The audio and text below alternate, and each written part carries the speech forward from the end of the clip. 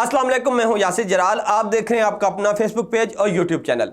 Care taker वजीर आजम कौन होगा, ये हम सब जानना चाहते हैं। कौन होगा वो जो अगले 2 या 3 महीनों तक इस मुल्क की किस्मत के फैसले करेगा, इस मुल्क की आवाम की किस्मत के फैसले करेगा। इसके लिए कुछ नाम ज़ेरे गर्दश्त हैं। पाकिस्तान के कुछ सेक्टर्स हैं जिनमें से कुछ लोगों के नाम सामने आए हैं।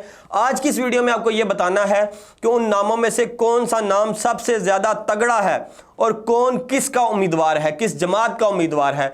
तो आपको बताता चलूं कि इस वक्त जो 3 सेक्टर जिनसे लोगों के नाम सामने आए हैं उनमें कुछ सहाफ़ी हैं, इंडस्ट्रियलिस्ट हैं और इकोनॉमिस्ट हैं। सबसे पहले सहाफ़ियों की बात करूं तो मोहसिन बेग साहब का नाम सबसे पहले मार्केट में आया और उनके बारे में ये गुमान किया जा रहा है क्योंकि वो आर्मी चीफ के दोस्त हैं, तो इसलिए वो ज़रा ज़्यादा तगड़े उम्मीदवार हैं। लेकिन उनके बारे में यह भी कहा जा रहा है कि उन्होंने माजरत कर ली है वज़ीर आज़म, केयर टेकर वज़ीर आज़म बनने से, और उन्होंने कहा है कि शायद वो केयर टेकर वज़ीर आज़म ना बने। लेकिन ये पाकिस्तान है, यहाँ कुछ भी मुमकिन है। तो जो सबसे पहले तगड़े उम्मीदवार हैं वो मोहसिन बेग साहब हैं। उसके बाद नजम सेठी साहब का नाम भी ज़ेरे गर्दिश है। नजम सेठी साहब सीएम पंजाब भी रह चुके हैं। केयर टेकर वो मुस्लिम लीग नून की जानब से उम्मीदवार नामजद किए गए हैं केयर टेकर गवर्नमेंट के लिए। उसके अलावा चेयरमैन पीसीबी भी रह चुके हैं और मुस्लिम लीग नून के करीबी हलकों में शुमार होता है उनका, और नवाज शरीफ के मुशीरों में शुमार होता है उनका। जब नवाज शरीफ लंदन गए तो सबसे ज़्यादा मुलाकातें अगर उनसे किसी सहाफ़ी ने की हैं तो वो नजम सेठी हैं, और नजम सेठी खासे करीब समझे जाते हैं। लेकिन नजम सेठी के चांसेस बतौर केयर टेकर वज़ीर आज़म ना होने के बराबर हैं। जो तीसरा नाम है केयर टेकर वज़ीर आज़म के लिए वो मियां आमिर साहब का था, जो दुनिया न्यूज़ के मालिक हैं। लेकिन कहा यह जा रहा है कि उनके बारे में बड़े लोगों को ये गुमान है, ये ख्याल है उनका कि उन्होंने पाकिस्तान तहरीक इंसाफ के रहनुमा मियां असलम साहब को, जो कि उनके पार्टनर भी हैं, उनको पनाह दे रखी है, इसलिए उनको बतौर वज़ीर आज़म कंसीडर नहीं किया जाएगा। अब उनका नाम ज़रूर सामने आया था। उसके अलावा मोहसिन नकवी हैं, पंजाब में उनकी परफॉर्मेंस बड़ी अच्छी रही।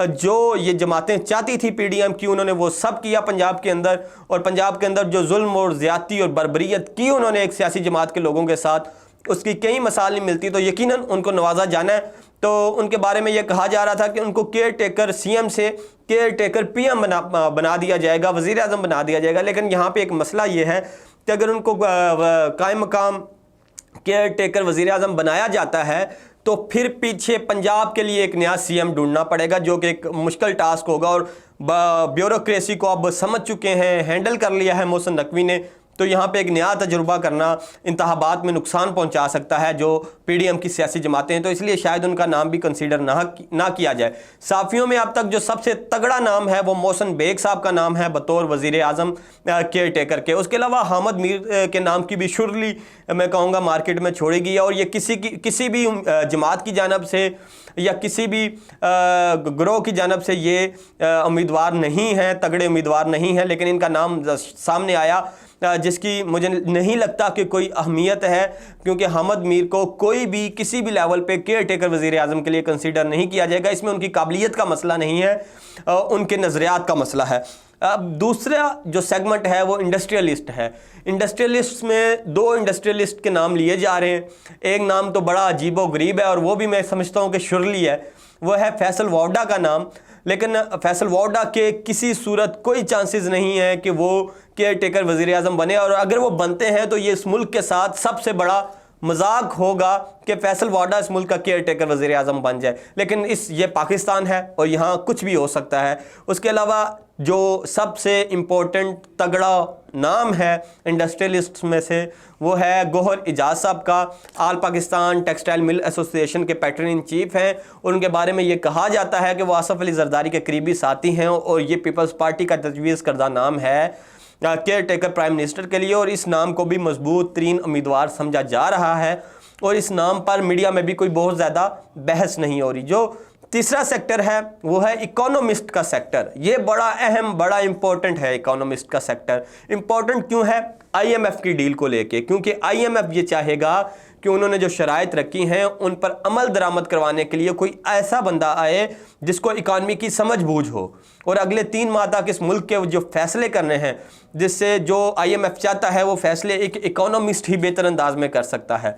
और आईएमएफ ये चाहता है, अगर मैं ये कहूँ कि मुल्क के बड़े भी ये चाहते हैं कि इस मुल्क का नया वज़ीर आज़म जो निगरान वज़ीर आज़म है وہ ایک اکانومسٹ ہو تو غلط نہیں ہوگا، اس لیے اکانومسٹ کے لیے 2 لوگوں کے نام زیر تجویز ہیں اور ان میں سے ایک نام زیادہ تگڑا سمجھا جا رہا ہے، اور اس بارے میں اسحاق ڈار بھی بات کر چکے ہیں کہ جنہوں نے اس ملک کی اکانومی کو پہلے ہی اس لیول پہ پہنچایا، اب ان لوگوں کو بطور وزیر اعظم آپ کنسیڈر کریں گے۔ اب کون ہے وہ، آپ کون ہے، یہ آپ کو بھی پتہ ہے، تو اسحاق ڈار نے بھی اس کا نام نہیں لیا تو میں بھی اس کا نام نہیں لوں گا اس آپ کا۔